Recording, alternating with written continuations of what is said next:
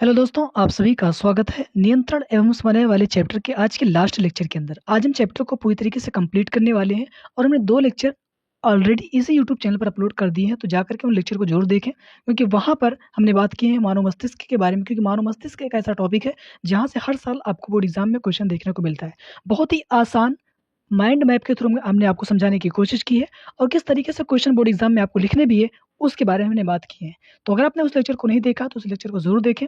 यकीन मानिएगा कि अगर आपने उस लेक्चर को देखा तो आपको किसी भी लाइन को रटने की ज़रूरत नहीं पड़ेगी। चलिए फिर बात करते हैं आज के इस लेक्चर के अंदर हमें किन-किन टॉपिक को कवर करने हैं। तो आज के इस लेक्चर के अंदर हम जिस टॉपिक को कवर करेंगे वो टॉपिक हमारा है पादप हार्मोन, यानी कि प्लांट हार्मोन क्या होते हैं उसके बारे में समझेंगे। फिर उसके बाद में जंतु हार्मोन, जिसमें हम पढ़ते हैं अंतःस्रावी ग्रंथि, बहिःस्रावी ग्रंथियाँ क्या होती हैं, उन ग्रंथियों के बारे में समझेंगे आज के इस लेक्चर के अंदर। इसके बाद में आपका ये चैप्टर जो है पूरी तरीके से कंप्लीट हो जाएगा, क्योंकि हमने तंत्रिका कोशिकाएँ क्या होती हैं, ग्राही रिसेप्टर्स क्या होते हैं, उनके बारे में हमने हमने आपको ऑलरेडी समझा रखे हैं। तो आज के इस लेक्चर के अंदर हम बात करने हैं पादप हार्मोन और जंतु हार्मोन के बारे में। चलिए फिर स्टार्ट करते हैं बगैर टाइम को वेस्ट किए। क्लास नोट का जो पीडीएफ है आपको इसी वीडियो के डिस्क्रिप्शन बॉक्स के अंदर मिल जाएगा, तो वहाँ से नोट डाउन कर लीजिएगा। वीडियो में सिर्फ और सिर्फ समझने पर फोकस करिएगा। हर एक कॉन्सेप्ट आपको बहुत ही आसानी तरीके से समझ में आने वाला है। तो यहाँ पर हम सबसे पहले समझते हैं कि पादप हार्मोन क्या होते हैं। देखिए, पादप हार्मोन की बात करें या फिर जंतु हार्मोन की बात करें, कोई भी हार्मोन इस रिलीज बॉडी में अगर रिलीज हो रहा है तो उसका कुछ ना कुछ पर्पज होता होगा, कुछ ना कुछ उसका फायदा होता होगा। जैसे कि आपने पीयूष ग्रंथि का नाम सुना होगा। पीयूष ग्रंथि कौन-सा हार्मोन निकालती है? तो पीयूष ग्रंथि वृद्धि हार्मोन निकालती है। अगर आपको नहीं मालूम है तो हम इसी लेक्चर के अंदर में उसके बारे में समझेंगे। देखिए, हार्मोन जो होता है पीयूष ग्रंथि निकालती है उसे बोलते हैं वृद्धि हार्मोन, और वृद्धि हार्मोन का काम क्या है? शरीर की वृद्धि को नियंत्रित करने का, यानी कि शरीर की वृद्धि को बढ़ाने का काम किसका होता है? तो पीयूष ग्रंथि का होता है। जो पीयूष ग्रंथि हार्मोन निकालती है वृद्धि हार्मोन। यानी कि वृद्धि हार्मोन अगर कम निकलेगा तो हाइट छोटी हो सकती है, अगर वृद्धि हार्मोन ज़्यादा निकलेगा तो हाइट बढ़ सकती है। यानी कि हमें तो ये मालूम तो हो गया कि हार्मोन हमारे हमारे बॉडी से अगर निकल रहा है तो उसका फ़ायदा क्या है?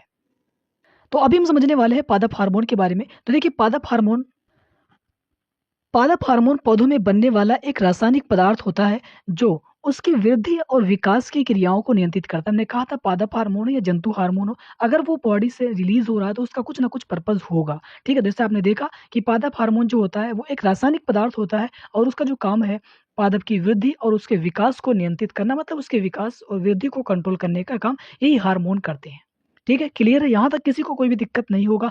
बहुत ही आसान डेफिनेशन हमने लिखवाई है, इसी तरीके से आपको बोर्ड एग्ज़ाम के अंदर भी मेंशन करने हैं, लिखने हैं, अगर आपसे क्वेश्चन ये पूछे जाए। क्योंकि ये क्वेश्चन ऐसे हैं जो आपसे ऑब्जेक्टिव क्वेश्चन, यानी कि बहुविकल्पीय प्रश्न के अंदर भी पूछे जाते हैं और लॉन्ग क्वेश्चन में भी पूछे जाते हैं, तो इसलिए चैप्टर बहुत ही ज़्यादा इम्पोर्टेंट हो जाता है।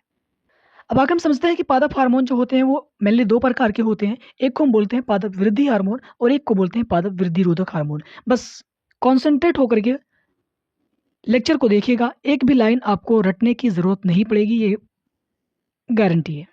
तो जैसे कि हमने कहा था कि पादप हार्मोन के बारे में समझेंगे, तो पादप हार्मोन के बारे में समझा कि पादप हार्मोन एक ऐसा हार्मोन है, एक ऐसा रासायनिक पदार्थ है जो पादप की वृद्धि को कंट्रोल करने का काम करता है। अब बात करें, हमने बताया था आपको कि पादप हार्मोन जो होते हैं वो मेनली 2 प्रकार के होते हैं। एक को हम बोलते हैं पादप वृद्धि हार्मोन और दूसरे को हम बोलते हैं पादप वृद्धि रोधक हार्मोन। यहाँ तक किसी को कोई भी दिक्कत नहीं होगी क्योंकि हमने अभी कुछ आपसे कहा नहीं। हमने सिर्फ़ और सिर्फ़ आपसे कहा कि पादप हार्मोन 2 प्रकार के होते हैं, मेनली एक पादप वृद्धि हार्मोन, एक को हम बोलते हैं पादप वृद्धि रोधक हार्मोन।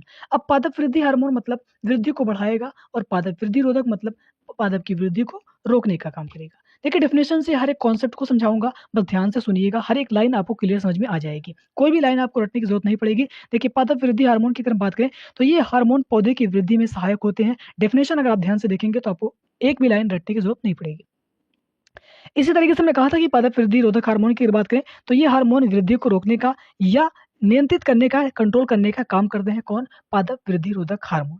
देखिए, पादप वृद्धि मतलब पादप की वृद्धि को बढ़ाएगा, पादप वृद्धि रोधक मतलब पादप की वृद्धि को रोकने का काम करेगा। यहाँ तक किसी भी स्टूडेंट को कोई भी कन्फ्यूज़न नहीं होगा। एग्ज़ाम्पल्स याद रखिएगा क्योंकि एग्ज़ाम्पल्स पर क्वेश्चन आपसे पूछे गए हैं, जैसे कि ऑक्सिन, जिबरेलिन, साइटोकाइनिन, इसके बाद में एब्सिसिक अम्ल और इथाइलिन। अगर पूछता है क्वेश्चन के अंदर कि पादप वृद्धि हार्मोन का एग्जाम्पल्स इनमें से कौन-सा है? तो आपको देखना है कि पादप वृद्धि हार्मोन में ऑक्सिन, जिबरेलिन, साइटोकाइनिन कोई एक होना चाहिए, ठीक है? तभी वो ऑप्शन आपका करेक्ट होगा, ठीक है? तो किस तरीके से क्वेश्चन पूछे जाएँगे, अगर हम उस पर क्वेश्चन कर लें तो हमें एक आइडिया मिल जाएगा कि यहाँ से क्वेश्चन हमसे किस टाइप से पूछे जाएँगे और हमें किस तरीके से उस क्वेश्चन को हल करना है, किस तरीके से उस क्वेश्चन को सॉल्व करना है। तो आइए फिर बगैर देर किए हुए क्वेश्चन पर मूव करते हैं। एक काम जो आपको करने हैं, वीडियो को पॉज़ करने हैं, क्वेश्चन को ध्यान से पढ़िएगा और उसके बाद में उसका करेक्ट आंसर क्या है वो आपको बताना है। तो अभी तो आपको याद नहीं होगा, एग्ज़ाम्पल्स तो लेट में ही याद होते हैं। वैसे आपको याद हो गए होंगे ऑक्सिन, जिबरेलिन, साइटोकाइनिन। ये कौन से हार्मोन हैं? पादप वृद्धि हार्मोन और एब्सिसिक अम्ल, इथाइलिन और एब्सिसिक अम्ल जो हैं, वो आपके वृद्धि रोधक हार्मोन हैं। ठीक है? आप इसे कुछ इस तरीके से भी याद कर सकते हैं, कुछ लोगों को होता है कि एग्ज़ाम्पल्स याद नहीं होते, तो आप इस तरीके से याद कर सकते हैं कि इथाइलिन और एब्सिसिक अम्ल जो है, वो आपका वृद्धि रोधक हार्मोन है, बाकी जितने हैं, वो आपके वृद्धि हार्मोन हैं। ठीक है? इस तरीके से भी याद कर सकते हैं, इस तरीके से आपको याद करने में थोड़ी-सी आसानी हो जाएगी, तो जो भी आपको अच्छा लगे उस तरीके से आप याद कर सकते हैं। तो क्वेश्चन आपके सामने आ रहा है, ध्यान से पढ़ेंगे और क्वेश्चन को सॉल्व खुद से करेंगे। कमेंट बॉक्स के अंदर इसका आंसर आप ज़रूर बताएँगे। क्वेश्चन आपकी स्क्रीन पर है और वीडियो को पॉज़ करेंगे, करेक्ट आंसर क्या है ये आपको बताना है। पौधों में वृद्धि हार्मोन कौन-सा है?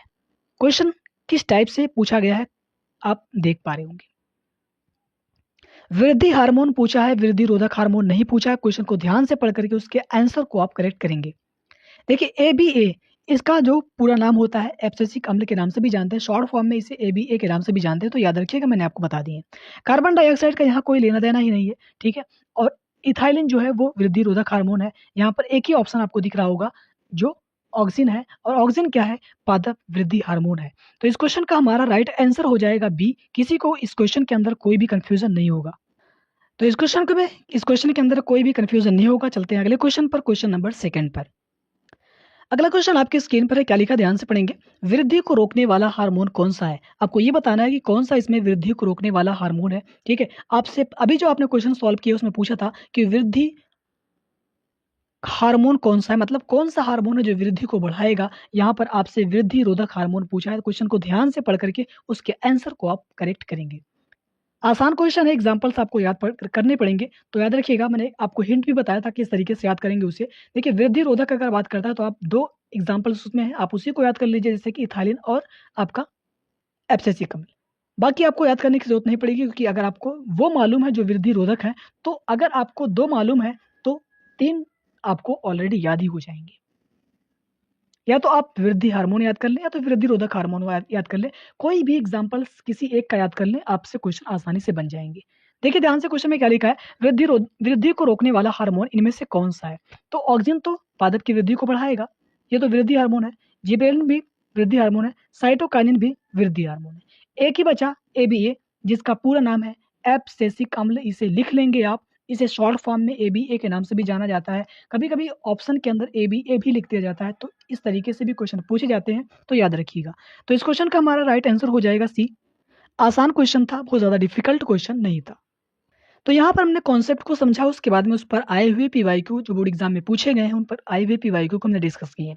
आपको ये तो आइडिया मिल गया होगा कि इस टॉपिक से किस टाइप से क्वेश्चन पूछे गए हैं। एग्ज़ाम्पल्स आप याद रखेंगे क्योंकि एग्ज़ाम्पल्स पे क्वेश्चन काफ़ी बार पूछे जाते हैं, इस चीज़ का याद रखेंगे।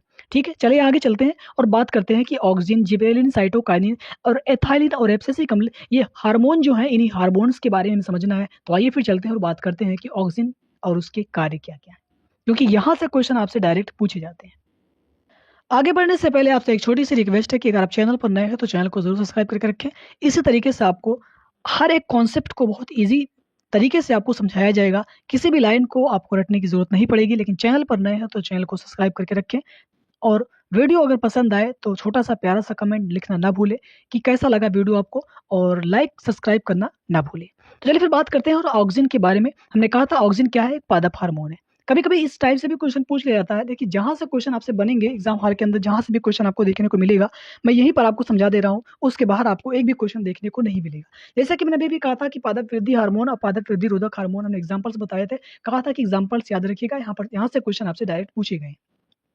इसके बाद में सेकंड जो क्वेश्चन आपसे पूछा जाएगा वो ये होगा, ऑक्सिन, जिबरेलिन, साइटोकाइनिन, इथाइलिन और एब्सिसिक अम्ल, यहाँ से भी डायरेक्ट क्वेश्चन आपसे पूछे जाते हैं। तो ध्यान रखिएगा। आइए चलते हैं, समझते हैं कि ऑक्सिन क्या होता है, इसके कार्य क्या-क्या हैं। तो ऑक्सिन की अगर बात करें तो ऑक्सिन का निर्माण पौधे के शीर्ष भाग में होता है, ठीक है? ऑक्सिन का जो निर्माण होता है कहाँ पर बनता है? तो पौधे के शीर्ष भाग में बनता है और इसका जो कार्य होता है वो तने की लंबाई को बढ़ाने का। देखिए ऑक्सिन और जिबरेलिन का जो कार्य होता है ना, अभी आप सेकंड हार्मोन के बारे में समझेंगे, जिबरेलिन के बारे में, तो वहाँ पर आप क्या देखेंगे कि इसके कार्य कुछ ऐसे हैं जो ऑक्सिन से मिलते-जुलते दिखाई देंगे। तो वहाँ पर आप कन्फ्यूज़ मत होइएगा क्योंकि ऑक्सिन के जो कार्य होते हैं वो जिबरेलिन के कार्य से मिलते-जुलते दिखाई देते हैं। तो ऑक्सिन क्या है? ऑक्सिन का निर्माण पौधे के शीर्ष भाग में होगा और ये तने की लंबाई को बढ़ाने का काम करता है। जिबरेलिन की अगर बात करें तो जिबरेलिन का कार्य क्या है? पौधे की ऊंचाई को बढ़ाना। यार पौधे की ऊंचाई बढ़ेगी तो पौधे की लंबाई भी तो बढ़ेगी ना। तो आप देख पा रहे होंगे कि ऑक्सिन के जो कार्य थे वही जिबरेलिन के भी कार्य है। ठीक है, यहाँ पर सेकंड जो है वो है बीज के अंकुरण में मदद करना। ठीक है, फल के आकार को बढ़ाने का काम ही जिबरेलिन करता है। तो एग्जाम्पल्स जो है, जो कार्य लिखे हुए हैं वर्क, ठीक है, किसी भी हार्मोन के जो कार्य होते हैं डायरेक्ट उसी कार्य पर आपसे क्वेश्चन पूछे जाते हैं, तो उनके कार्य याद रखेंगे क्योंकि यहाँ से क्वेश्चन आपसे पूछे गए हैं। तो ऑक्सिन तो आसान था कि ऑक्सिन का निर्माण पौधे के शीर्ष भाग में होगा और कार्य क्या है? तने की लंबाई को बढ़ाने का। जिबरेलिन का जो कार्य होता है वो होता है पौधे की ऊंचाई को बढ़ाना। पौधे की ऊंचाई बढ़ेगी तो पौधे की लंबाई भी बढ़ेगी। ठीक है, दो चीजें आपको याद रखनी है, वो ये क्या है? बीज के अंकुरण में मदद करता है। ठीक है, आपको मालूम है कि जब तक बीज अंकुरित नहीं होगा तब तक वो एक पौधे का शेप नहीं लेगा। पौधे का निर्माण तभी होगा जब वो बीज अंकुरित हो। ठीक है, बीज के अंकुरण में मदद कौन करेगा? तो जिबरेलिन करेगा। और फल के आकार को बढ़ाने का काम कौन करेगा? तो जिबरेलिन करेगा। ये दो चीजें याद रखेंगे। उम्मीद है कि आपको क्लियर समझ में आ रहा होगा। कोई भी दिक्कत हो तो कमेंट बॉक्स के अंदर जरूर पूछिएगा। एग्जाम्पल्स इसलिए याद रखना जरूरी है मेरे दोस्त, क्योंकि एग्जाम्पल्स पर डायरेक्ट क्वेश्चन आपसे पूछे जाते हैं। तो यहाँ तक किसी को कोई दिक्कत नहीं है। चलते हैं, बात करते हैं नेक्स्ट हार्मोन के बारे में जिसका नाम है साइटोकाइनिन। देखिए साइटोकाइनिन बहुत ही आसान है। साइटोकाइनिन में सिर्फ सिर्फ आपको यही याद रखना है कि साइटोकाइनिन जो होता है वो एक ऐसा पादप हार्मोन है जो कोशिका की विभाजन करवाता है, यानी कि कोशिका विभाजन में कहीं ना कहीं महत्वपूर्ण भूमिका निभाता है। तो आइए चलते हैं और बात करते हैं साइटोकाइनिन के बारे में। तो यहाँ पर हम समझते हैं साइटोकाइनिन, जैसे हमने कहा था कि साइटोकाइनिन जो इसका जो कार्य की बात करें तो ये कोशिका के विभाजन में महत्वपूर्ण भूमिका निभाता है। ठीक है, कोशिका विभाजन क्या होता है? आप क्लास 11th के अंदर इसे डिटेल में समझते हैं कि कोई भी कोशिका हो वो अपनी पूर्ववर्ती कोशिकाओं से बनती है। मतलब कोई किसी भी कोशिका का जो निर्माण है वो उसकी पुरानी कोशिका से होता है। और कैसे होता है? एक पुरानी कोशिका ही विभाजित होकर के नई कोशिका का निर्माण करती है। आप क्लास 11th में इसे डिटेल में समझते हैं कोशिका विभाजन क्या होता है। सबसे पहले केंद्रक के विभाजन होगा, उसके बाद साइटोप्लाज्म का विभाजन होगा। तो साइटोकाइनिन एक ऐसा पादप हार्मोन है जो कोशिका का विभाजन करवाता है। इस चीज को याद रखिएगा। अब लास्ट है जिसे हम बोलते हैं एब्सेसिक अम्ल। इसके बाद में एक हार्मोन आपका और बचेगा जिसे हम इथाइलिन के नाम से जानते हैं। इथाइलिन एक ऐसा हार्मोन है जो फलों को पकाने का काम करता है। यानी कि इथाइलिन एक ऐसा हार्मोन है जो फलों को पकाने में महत्वपूर्ण भूमिका निभाता है, या आप कैसे ऐसे कह सकते हैं कि फलों के पकाने में सहायता प्रदान करता है, फलों के पकने में सहायता प्रदान करता है। तो एब्सेसिक अम्ल क्या करता है? तो ऑक्सिन का जो कार्य था ना उसी का जस्ट उल्टा। ऑक्सिन का कार्य क्या था? पादप की लंबाई को बढ़ाने का। तो ये क्या करेगा? पादप की वृद्धि को रोकेगा। ठीक है, ऑक्सिन के अगर कार्य आपको याद है तो एब्सेसिक अम्ल के कार्य को याद करने की जरूरत नहीं पड़ेगी क्योंकि उसी का जस्ट उल्टा यहाँ पर हो रहा है। पत्तियों का गिरना और बीज को निष्क्रिय रखना। देखिए बीज को निष्क्रिय रखने का जो कार्य होता है वो एब्सेसिक अम्ल का होता है। सर ये निष्क्रिय का मतलब क्या होता है? आइए समझते हैं इसके बारे में। आपने देखा होगा कि गेहूं के मौसम में गेहूं का ही फसल होता है और धान के मौसम में धान की फसल होती है। ऐसा कभी नहीं आपने देखा कि गेहूं की फसल में गेहूं के मौसम में धान की फसल उग जाए। ऐसा आपने अभी तक देखा नहीं होगा। मतलब किसी भी पौधे को सरवाइव करने के लिए उसके जैसा एक अनुकूल वातावरण होना बहुत जरूरी होता है। ठीक है, तो अगर अनुकूल वातावरण नहीं है तो बीज क्या हो जाएगा? मर जाएगा। तो बीज को मरने से बचाने के लिए यही एब्सेसिक अम्ल उसे निष्क्रिय अवस्था में रखता है। जब उसके अनुकूल परिस्थिति हो जाएगी तब यही बीज क्या हो जाएगा? अंकुरित होगा। ठीक है, तो निष्क्रिय क्या होते हैं और सक्रिय क्या होते हैं ये आपको क्लियर समझ में आ गया होगा। यानी कि प्रतिकूल परिस्थिति में बीज को क्या करेगा? एब्सेसिक अम्ल निष्क्रिय अवस्था में रखेगा और अनुकूल परिस्थिति में बीज को सक्रिय अवस्था में रखेगा। कौन? एब्सेसिक अम्ल। क्लियर है? किसी को कोई भी दिक्कत नहीं होगा, आसान है। चलिए फिर आगे और बात करते हैं आज का लास्ट हार्मोन जिसे हम बोलते हैं इथाइलिन।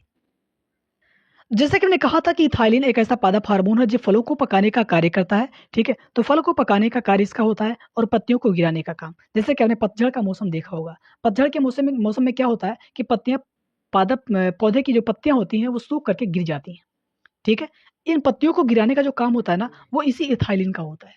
ठीक है, तो यहाँ तक हमने पादप हार्मोन के बारे में समझा, उसके कार्य के बारे में समझा क्योंकि कार्य बहुत ही ज़्यादा इंपॉर्टेंट होते हैं और वहाँ से डायरेक्ट आपसे क्वेश्चन पूछे जाते हैं। तो यहाँ तक किसी भी दोस्त को कोई भी कन्फ्यूज़न नहीं होगा, अगर कोई भी दिक्कत है तो कमेंट बॉक्स के अंदर आप पूछ सकते हैं। देखिए हमने यहाँ पर छोटे-छोटे पैराग्राफ के अंदर आपको चीज़ों को समझाया है, ताकि आपको चीज़ों को याद करने में आसानी हो। यार अगर एनसीईआरटी के पैराग्राफ को यहाँ पर डायरेक्ट कॉपी पेस्ट मार दिया जाए, तो आप उन सारी चीज़ों को याद नहीं रख पाएँगे, इसीलिए छोटे-छोटे लाइनों को यहाँ पर पेस्ट किया गया ताकि चीज़ों को आसानी से आप याद कर पाएँ। एनसीईआरटी आपको इसीलिए नहीं समझ में आती है क्योंकि आपको ये नहीं पता होता कि इनमें कौन-सी चीज़ काम की है और कौन-सी चीज़ काम की नहीं है, ठीक है? तो यहाँ इस बोर्ड पर जितनी भी चीज़ें लिखी हैं वो आपके काम की हैं, ठीक है? किस टाइप से क्वेश्चन इस इन सारे टॉपिक से पूछे गए हैं, तो अभी हम क्वेश्चन को डिस्कस करेंगे, तो आपको हर एक कॉन्सेप्ट क्लियर समझ में आ जाएगा। चलिए फिर चलते हैं क्योंकि हमारा जो एक टॉपिक था वो पूरी तरीके से कंप्लीट हुआ है जिसको हम पादप हार्मोन के नाम से जानते हैं। इसके बाद में हम आगे बढ़ेंगे, जंतु हार्मोन क्या होते हैं उसके बारे में समझेंगे। वो भी बहुत ही आसान है, लगभग 5 से 10 मिनट में वो भी कंप्लीट हो जाएगा। मतलब अगले 5 से 10 मिनट के अंदर में हमारा जो चैप्टर है पूरी तरीके से कंप्लीट हो जाएगा। और जितने लोग नए हैं उनसे मैं एक ही रिक्वेस्ट करना चाहता हूँ कि अगर आप चैनल पर नए हैं तो चैनल को ज़रूर सब्सक्राइब करके रखें और अगर आपने पार्ट 1, पार्ट 2 नहीं देखा है तो इसी यूट्यूब चैनल पर जाइए, प्लेलिस्ट में आपको सारी की सारी वीडियो मिल जाएँगे। 3 लेक्चर के अंदर मैंने पूरे इस चैप्टर को कंप्लीट किए हैं, तो आप उन लेक्चर को ज़रूर देखें जाकर के क्योंकि हमने उनमें मस्तिष्क के बारे में समझा है। बहुत ही आसान लैंग्वेज के साथ आपको बहुत ही आसान डेफिनेशन के साथ आपको समझाया है। आप यकीन मानिएगा उससे आसान आपको पूरे चैनल पर पूरे यूट्यूब पर आपको कहीं भी वीडियो देखने को नहीं मिलेगी। तो यहाँ तक हमने जितने भी टॉपिक को कवर किए हैं, आइए चलते हैं और क्वेश्चन को एक-एक करके सॉल्व करते हैं। लेकिन एक प्रॉमिस कि आप क्वेश्चन को पहले सॉल्व करेंगे, उसके बाद में हमारे आंसर से उसे आप मैच कराएँगे। क्वेश्चन आपकी स्क्रीन पर है, वीडियो को पहले पॉज़ करेंगे और उसे सॉल्व खुद से करेंगे। तो वीडियो को पॉज़ करें और करेक्ट आंसर आप बताएँ। क्वेश्चन में क्या लिखा है कि फल पकाने वाला हार्मोन कौन-सा है? देख सकते हैं कि कितनी मर्तबा क्वेश्चन आपसे पूछा गया है। ठीक है, मैंने कहा था ना कार्य जो होते हैं ना पादप हार्मोन के उस पर डायरेक्ट क्वेश्चन आपसे पूछे जाते हैं। तो फल पकाने वाला हार्मोन कौन-सा है? तो फल को पकाने वाला हार्मोन अभी-अभी हमने आपसे बताया था कि इथाइलिन जो होता है वो फल को पकाने वाला एक हार्मोन होता है। तो इस क्वेश्चन में किसी को कोई भी दिक्कत नहीं होगा, अगर आपने टॉपिक को ध्यान से सुना होगा तो हर एक क्वेश्चन आपसे आसानी से बन जाएँगे। चलिए फिर अगले क्वेश्चन पर। अगला क्वेश्चन जो कि बहुत ही ज़्यादा आसान क्वेश्चन है, कोशिका विभाजन को बढ़ाने वाला हार्मोन कौन-सा है? आसान क्वेश्चन है, 2 बार क्वेश्चन ये पूछा गया है और भी बार ये पूछा गया होगा, ठीक है? लेकिन क्वेश्चन इंपॉर्टेंट है आपके लिए, क्वेश्चन को सॉल्व करें। क्या इसका करेक्ट आंसर है? कमेंट बॉक्स के अंदर ज़रूर बताएँ। तो कोशिका विभाजन को बढ़ाने वाला हार्मोन कौन-सा है? तो आसान क्वेश्चन था, इस क्वेश्चन का हमारा राइट आंसर हो जाएगा बी। अब चलते हैं अगले क्वेश्चन पर, क्वेश्चन नंबर 5। क्या लिखा है? पत्तियों का गिरना किस हार्मोन से होता है? मतलब पत्तियाँ किस हार्मोन की वजह से गिरती हैं? ठीक है? क्वेश्चन कब पूछा गया देख सकते हैं। तो आसान क्वेश्चन है, इसे आप सॉल्व कर लेंगे तो मैं सोचता हूँ कि ये आपको होमवर्क दे दी जाए, ठीक है? क्योंकि आसान क्वेश्चन है, इसे आप सॉल्व कर लेंगे, ठीक है? तो इस क्वेश्चन का आंसर क्या होगा इसे आप कमेंट बॉक्स के अंदर बताएँगे। अगला और लास्ट क्वेश्चन क्या है कि पौधों की लंबाई बढ़ाने वाला हार्मोन कौन-सा है? लंबाई को कौन बढ़ाएगा ये क्वेश्चन आपसे पूछा गया है, तो पादप की लंबाई को कौन बढ़ाएगा इसमें? ऑक्सिन अगर ऑप्शन में नहीं है तो उसका राइट आंसर हमारा जिबरेलिन हो जाएगा क्योंकि पादप की लंबाई को ऑक्सिन बढ़ाता है और साथ ही साथ जिबरेलिन भी तने की लंबाई को बढ़ाएगा। यार तने की लंबाई अगर बढ़ेगी तो पादप की लंबाई बढ़ जाएगी, ठीक है? तो इस क्वेश्चन का हमारा राइट आंसर हो जाएगा ए। तो यहाँ तक हमने काफ़ी सारे क्वेश्चन किए हैं, उम्मीद है कि हर एक कॉन्सेप्ट आपको क्लियर समझ में आ गया होगा। क्वेश्चन भी आपसे आसानी से बन जाएँगे अगर कॉन्सेप्ट आपको क्लियर समझ में आ जाए तो। तो यहाँ तक किसी को कोई भी दिक्कत हो तो कमेंट बॉक्स के अंदर पूछ सकते हैं। अब हम मूव करते हैं अगले टॉपिक पर जिसका नाम है जंतु हार्मोन। तो आप समझने वाले हैं कि जंतु हार्मोन क्या होते हैं। देखिए, किसी भी हार्मोन का कोई ना कोई कार्य होता है, तभी वो आपकी बॉडी में रिलीज़ होता है, ठीक है? जैसे हमने बात किया था पादप हार्मोन के बारे में, तो पादप हार्मोन के बारे में हमने समझा कि पादप हार्मोन एक ऐसा रसायन होता है, जो कहीं न कहीं पादप की वृद्धि में सहायता प्रदान करता है, ठीक है? तो वही चीज़ें यहाँ पर भी होंगी। हार्मोन ऐसा रसायन होता है, जो शरीर की क्रियाओं, वृद्धि और विकास को नियंत्रित करता है। चाहे पादप हार्मोन हो या जंतु हार्मोन हो, दोनों का कार्य क्या होता है? सेम ही होता है, ठीक है? अब ये जो हार्मोन होते हैं हमारी बॉडी में कहाँ से रिलीज़ होते हैं? तो ग्रंथियाँ होती हैं, कुछ ग्रंथियों से हमारे हार्मोन निकलते हैं, जैसे कि आमाशय ग्रंथि, अग्न्याशय ग्रंथि, ठीक है? ये सारी की सारी ग्रंथियाँ होती हैं जो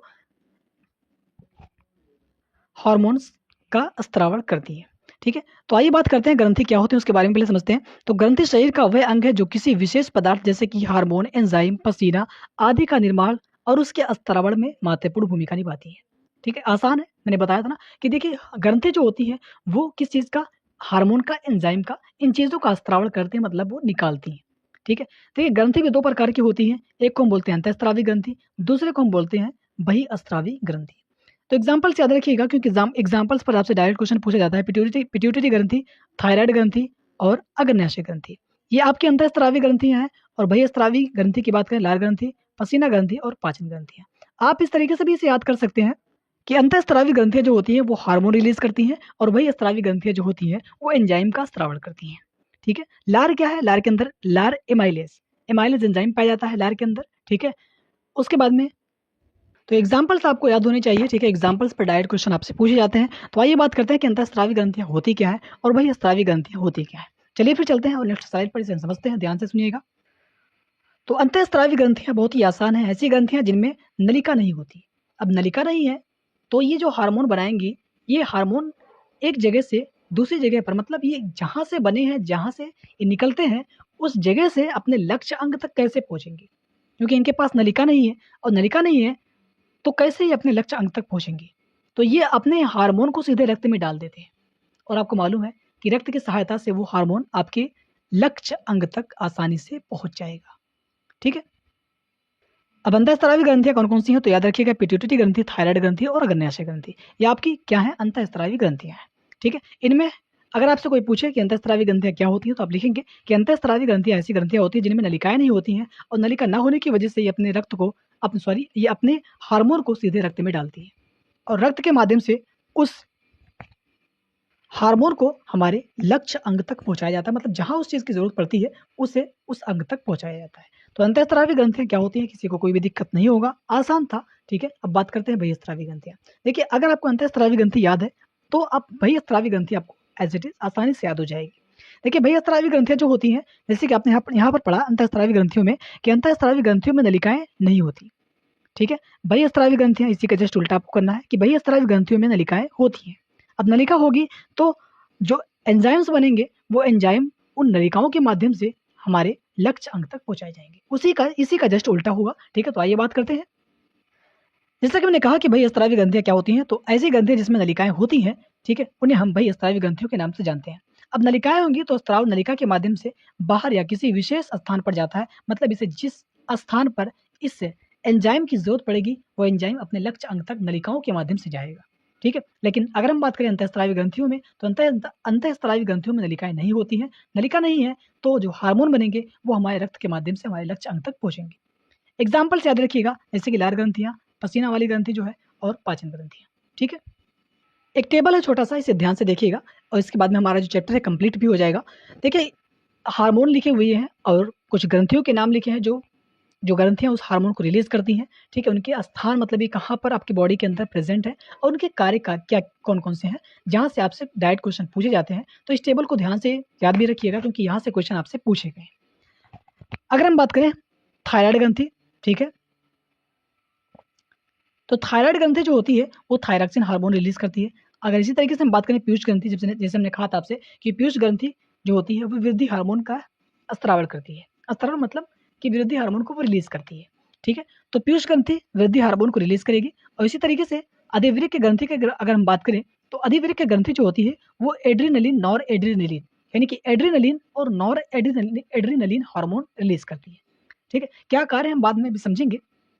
इसी तरीके से अगर हम बात करें अग्न्याशय ग्रंथि, तो अग्न्याशय ग्रंथि इंसुलिन का स्रावण करती है।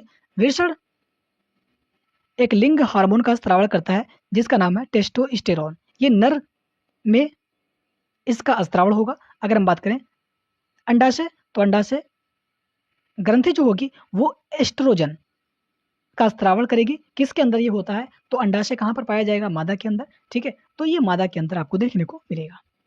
अगर इनके स्थान के, जैसे हम थायराइड ग्रंथि के स्थान की बात करें, तो ये आपके गर्दन में प्रेजेंट होती है, एच आकार की होती है। ठीक है, और गुलाबी रंग की होती है।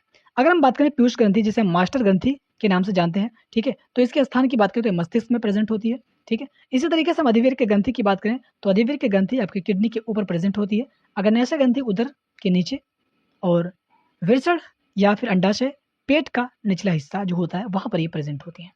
अब अगर हम बात करें थायराइड ग्रंथि या थायराइड ग्रंथि जो होती है, उसका कार्य क्या होता है? ठीक है, क्योंकि थायराइड ग्रंथि जो थायरॉक्सिन हार्मोन रिलीज करती है, उसके कार्य क्या है, तो उसके बारे में समझते हैं यहाँ पर। तो इसके कार्य की अगर बात करें, तो कार्बोहाइड्रेट, प्रोटीन व वसा का उपापचय करना। ठीक है, ये कार्य किसके हैं? तो आपके थायराइड ग्रंथि से निकलने वाले थायरॉक्सिन हार्मोन के हैं। ठीक है। इसी तरीके से हम बात करें पीयूष ग्रंथि, तो पीयूष ग्रंथि कौन से हार्मोन रिलीज करती है? तो पीयूष ग्रंथि जो होती है वृद्धि हार्मोन रिलीज करती है। ठीक है। तो इसका जो कार्य होता है वृद्धि व विकास का नियंत्रण करना। ठीक है। अब इसी तरीके से हम बात करें अगली ग्रंथि के बारे में जिसका नाम है अधिवृक्क ग्रंथि। ठीक है। तो अधिवृक्क ग्रंथि एड्रेनलिन नॉरएड्रेनालिन हार्मोन निकालती है और इसका जो कार्य होता है वो बीपी हृदय की धड़कन आदि का नियंत्रण आपातकालीन स्थिति में करने का होता है। जैसे आपातकालीन स्थिति होती क्या है, आइए समझते हैं इसके बारे में। देखिए आपातकालीन स्थिति का मतलब ये होता है जैसे कि आप अभी खड़े हैं, अचानक आपने शेर देखा, तो आप क्या करते हैं उस सिचुएशन में बहुत तेजी से भागते हैं। अब आपने भागा तो आपको एनर्जी की जरूरत पड़ी। अभी जब आप खड़े थे तो आपको एनर्जी की कम जरूरत है, आपका जो श्वसन दर है वो धीमा है, मतलब नॉर्मल है। ठीक है। लेकिन जब आपने शेर को देखा तो आपको क्या हुआ कि आप तुरंत भागने लगे। तो उस सिचुएशन में आपको क्या हुआ कि ज़्यादा से ज़्यादा एनर्जी की जरूरत पड़ेगी। भाई आप कोई काम करेंगे तो आपको एनर्जी की जरूरत पड़ेगी कि नहीं पड़ेगी? एनर्जी की जरूरत पड़ेगी। तो अगर एनर्जी की जरूरत आपको पड़ेगी तो आप क्या करेंगे? आपको एनर्जी तभी बनेगा आपकी बॉडी के अंदर जब ऑक्सीजन की प्रेजेंस में ग्लूकोज का ब्रेकडाउन होगा। आपने जो खाना खाया है, ठीक है, जो आपने खाना खाया है उस खाने का ग्लूकोज का जो ऑक्सीजन के प्रेजेंस में उसका ऑक्सीकरण होगा, उसे तोड़ा जाएगा तो वहाँ से एटीपी का निर्माण होगा। ठीक है। तो यानी कि ग्लूकोज के ब्रेकडाउन के लिए आपको ऑक्सीजन की रिक्वायरमेंट है और ऑक्सीजन की प्रेजेंस में ग्लूकोज का ब्रेकडाउन होगा, वहाँ से एटीपी बनेगी। ठीक है। तो अब हमें जब हम खड़े थे तो हमें उस सिचुएशन में क्या था कि हमें ऑक्सीजन की ज़रूरत तो थी, लेकिन उतनी मात्रा में नहीं थी क्योंकि हमें ऊर्जा की उतनी ज़रूरत नहीं थी। ठीक है। तो आपातकालीन स्थिति में हृदय की धड़कन को इसलिए बढ़ाया जाता है ताकि श्वसन की दर बढ़ जाए। श्वसन की दर जब बढ़ जाएगी तो उस सिचुएशन में क्या होगा, बॉडी जल्दी करके ग्लूकोज का ब्रेकडाउन करेगी। ग्लूकोज का जब ब्रेकडाउन होगा तो वहाँ से एटीपी का निर्माण होगा और उसी एटीपी का निर्माण हम चलने उठने बैठने के लिए करते हैं। ठीक है। तो आसान है ना। तो एड्रेनलिन नॉरएड्रेनालिन जो हार्मोन होते हैं वो बीपी हृदय की धड़कन को बढ़ा देते हैं, जिससे क्या होगा आपातकालीन स्थिति में ऑक्सीजन की रिक्वायरमेंट बढ़ जाएगी बॉडी के अंदर। तो उस ऑक्सीजन की रिक्वायरमेंट को पूरा करने के लिए हृदय की धड़कन बढ़ेगी। हृदय की धड़कन बढ़ जाएगी तो ऑक्सीजन आपकी बॉडी के अंदर जल्दी प्रवेश करेगा और जल्दी सारे के सारे काम होंगे। जैसे ग्लूकोज का ब्रेकडाउन होगा ऑक्सीजन के प्रेजेंस में, वहाँ से एटीपी रिलीज होगी। ठीक है। तो आसान था, उम्मीद है कि आपको क्लियर समझ में आ गया होगा। इसी तरीके से अगर बात करें अग्न्याशय ग्रंथि, तो अग्न्याशय ग्रंथि इंसुलिन का स्राव करती है और इंसुलिन हार्मोन के कार्य जो है वो रक्त में शर्करा की मात्रा का नियंत्रण करना। ठीक है। इसी तरीके से बात करें अगर वृषण या फिर अंडाशय, जो कि वृषण की ग्रंथि की अगर बात करें तो ये लिंग हार्मोन टेस्टोस्टेरोन हार्मोन का स्राव करती है। यहाँ से क्वेश्चन आपसे पूछा गया है कि टेस्टोस्टेरोन हार्मोन नर हार्मोन है या मादा हार्मोन है। ठीक है। तो याद रखिएगा क्योंकि यहाँ से आपसे क्वेश्चन डायरेक्ट पूछे गए हैं। ठीक है। तो उम्मीद है कि इस टेबल के अंदर कोई ऐसी चीज़ नहीं जो आपको क्लियर समझ में ना आई हो। हर एक कॉन्सेप्ट आपको क्लियर समझ में आ गया होगा। क्वेश्चन किस टाइप से यहाँ से कुछ पूछे जाते हैं, तो क्वेश्चन आपसे डायरेक्ट पूछा जाएगा कि थायराइड ग्रंथि किस हार्मोन का स्रावण करती है? तो कौन सा हार्मोन था? तो थायरॉक्सिन हार्मोन। पीयूष ग्रंथि किस हार्मोन का स्राव करती है? तो वृद्धि हार्मोन। अधिवृक्क ग्रंथि किस हार्मोन का स्राव करती है? एड्रेनलिन। अब एड्रेनलिन हार्मोन के कार्य क्या है? तो बीपी हृदय की धड़कन को बढ़ाने, यानी कि बीपी और हृदय की जो धड़कन होती है उसे कंट्रोल करने का काम आपका एड्रेनलिन और एड्रेनलिन हार्मोन करता है। इसे हम इमरजेंसी हार्मोन भी बोलते हैं, तो याद रखिएगा यहाँ पर लिखा भी है आपातकालीन हार्मोन। ठीक है। तो उम्मीद है कि आप इस टेबल को आसानी से याद कर पाएंगे और कोई भी दिक्कत हो तो कमेंट बॉक्स के अंदर आप जरूर पूछेंगे। एक छोटा सा क्वेश्चन है, ध्यान से देखिएगा। यहाँ से आपसे डायरेक्ट क्वेश्चन पूछा भी जाता है। क्या पूछा जाएगा कि आयोडीन युक्त नमक क्यों जरूरी है? भाई नमक को लेने की क्या रिक्वायरमेंट है, नमक क्यों खाते हैं? ठीक है। तो इस चीज़ को याद रखिएगा कि थायराइड ग्रंथि जो अभी अभी आपने पढ़ा है, थायराइड ग्रंथि को थायरॉक्सिन हार्मोन बनाने के लिए आयोडीन चाहिए होती है। यानी थायराइड ग्रंथि को थायरॉक्सिन हार्मोन तभी बनाएगी जब आयोडीन उसे मिलेगा, और अगर आयोडीन की कमी हो जाए तो क्या होगा? तो आयोडीन की कमी हो जाएगी तो थायरॉक्सिन हार्मोन बनेगा नहीं। तो उस सिचुएशन में क्या होगा? गला फूल जाएगा और घेघा रोग हो जाएगा। गला जब फूलेगा तो उसी को हम घेघा रोग के नाम से जानते हैं। तो इस चीज़ को याद रखिएगा कि आयोडीन की कमी से क्या होगा। आयोडीन की कमी से थायराइड ग्रंथि थायरॉक्सिन हार्मोन नहीं बनाएगी, और थायरॉक्सिन हार्मोन नहीं बनाएगी तो आपका गला सूज जाएगा, और उसी गले के सूजने की वजह से उस रोग को हम घेघा रोग के नाम से भी जानते हैं। तो यहाँ पर हमारा चैप्टर कंप्लीट होता है। उम्मीद है कि हर एक कॉन्सेप्ट आपको क्लियर समझ में आया होगा। कहीं भी कोई भी दिक्कत है तो कमेंट बॉक्स में आप डायरेक्ट पूछ सकते हैं। आइए चलते हैं, कुछ क्वेश्चन करते हैं, उसके बाद में इस सेशन को माइंड करेंगे। तो क्वेश्चन आपके स्क्रीन पर है, क्या लिखा है? इंसुलिन हार्मोन किस ग्रंथि से निकलता है? अभी अभी हमने कहा था इस टेबल को आपको याद रखना है। तो इंसुलिन हार्मोन जो होगा वो किस ग्रंथि से निकलेगा? यहाँ पर आप ध्यान से देखिएगा। इंसुलिन हार्मोन, तो इंसुलिन हार्मोन किस ग्रंथि से निकलेगा? तो ग्रंथि आपकी ये है, ठीक है, जिसे हम बोलते हैं अग्न्याशय। तो इंसुलिन आपके अग्न्याशय ग्रंथि से निकलेगा और रक्त में शर्करा की मात्रा का नियंत्रण करता है, ठीक है। तो कार्य और कौन सी ग्रंथि से वो हार्मोन निकलेगा वो आपको याद होनी चाहिए। तो उम्मीद है कि इस क्वेश्चन का आंसर आपको मिल गया होगा। तो इंसुलिन हार्मोन किस ग्रंथि से निकलेगा? तो आपका कौन सा है? अग्न्याशय ग्रंथि। तो इस क्वेश्चन का हमारा राइट आंसर हो जाएगा सी। किसी को कोई भी दिक्कत अगर हो तो वो कमेंट बॉक्स के अंदर आप पूछ सकते हैं। आसान क्वेश्चन है, कोई भी डिफिकल्टी क्वेश्चन तो यहाँ पर है नहीं। चलिए फिर अगले क्वेश्चन पर। अगला क्वेश्चन क्या है कि थायरॉक्सिन हार्मोन के लिए कौन सा तत्व आवश्यक है? तो ये क्वेश्चन आप उम्मीद है सॉल्व कर लेंगे, आसान क्वेश्चन है, ठीक है। राइट आंसर क्या होगा? तो आप पहले वीडियो को पॉज करें, उसके बाद में खुद से सोचें कि इसका राइट आंसर क्या होगा, क्योंकि मैं इसका राइट आंसर क्या है मैं बताने जा रहा हूँ। तो इसका राइट आंसर होगा बी, ठीक है। तो क्वेश्चन आसान है, आपने देखा होगा अभी तक मैंने शुरू से लास्ट तक जितने भी कॉन्सेप्ट को समझाए हैं, क्वेश्चन भी करवाए हैं, आपको कोई भी क्वेश्चन ऐसा नहीं लगा होगा कि सर ये क्वेश्चन मुझे थोड़ा सा डिफिकल्ट लग रहा है, क्वेश्चन समझ में नहीं आ रहा है, ठीक है। ये कॉन्सेप्ट आपने बहुत आसानी से समझाए, हमने आपको कॉन्सेप्ट आपको बहुत आसानी से समझाए हैं और उम्मीद है कि कॉन्सेप्ट हर एक कॉन्सेप्ट आपको क्लियर समझ में आ गया होगा। अगला क्वेश्चन क्या है? एड्रेनलिन हार्मोन किस स्थिति में निकलता है? तो ये चीज़ हमने देखा था, ठीक है। तो इस क्वेश्चन का हमारा राइट आंसर हो जाएगा सी। आपातकालीन यानी कि इमरजेंसी हार्मोन के नाम से जानते हैं एड्रेनलिन और नॉरएड्रेनलिन हार्मोन को, ठीक है। तो ये क्वेश्चन आसान थे और ऐसे ही क्वेश्चन आपसे बोर्ड एग्जाम में पूछे। अगला क्वेश्चन आपकी स्क्रीन पर है, अंतःस्रावी ग्रंथि की विशेषता क्या है? तो अंतःस्रावी ग्रंथियां में नलिका होती है। भाई नलिका अगर होगी उसके पास तो अपने हार्मोन को वो रक्त में क्यों डालेगी? तो ये ऑप्शन हमारा गलत हो जाएगा।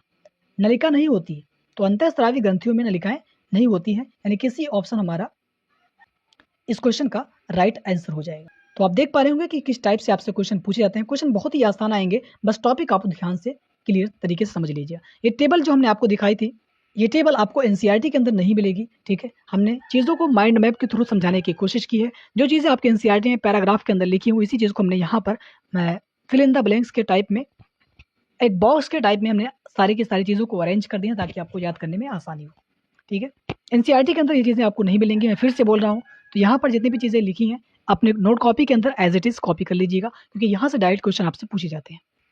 यहाँ से अगर लॉन्ग क्वेश्चन भी आता तो आप आसानी से इसे सॉल्व कर लेंगे। जैसे कि ये क्वेश्चन मैं आपको बता रहा हूँ कि थायराइड, एक क्वेश्चन मैं आपको बता रहा हूँ, सपोज करिए कि क्वेश्चन आपसे डायरेक्ट क्वेश्चन में एग्जाम हॉल के अंदर ये क्वेश्चन पूछा जाता है, ठीक है। क्या क्वेश्चन आया हुआ है? क्वेश्चन अगर आपसे ये पूछा जाए डायरेक्ट लॉन्ग क्वेश्चन में कि थायराइड ग्रंथि के कार्य लिखिए, ठीक है, तो आप क्या लिखेंगे?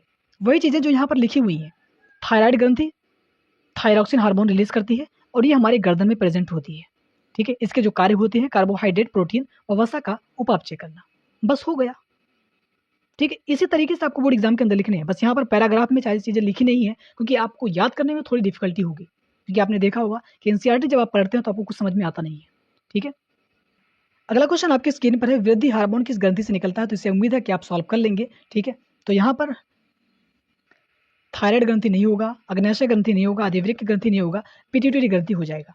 पिट्यूटरी ग्रंथि मतलब पीयूष ग्रंथि, ठीक है। इंग्लिश नेम यहाँ पर लिखे हुए हैं, इंग्लिश में लिखा हुआ है पिट्यूटरी ग्रंथि, ठीक है। हिंदी में इसे हम पीयूष ग्रंथि के नाम से जानते हैं, ठीक है। तो राइट आंसर हमारा हो जाएगा इस क्वेश्चन का बी, हमारा इस क्वेश्चन का राइट आंसर हो जाएगा। एक लास्ट क्वेश्चन है आपकी स्क्रीन पर, क्या लिखा है? आयोडीन की कमी से कौन सा रोग होता है, ठीक है। तो आयोडीन की कमी से कौन सा रोग होगा? तो ये घीघा रोग आयोडीन की कमी से होगा। बौनापन या रक्तचाप तो होगा नहीं। मधुमेह।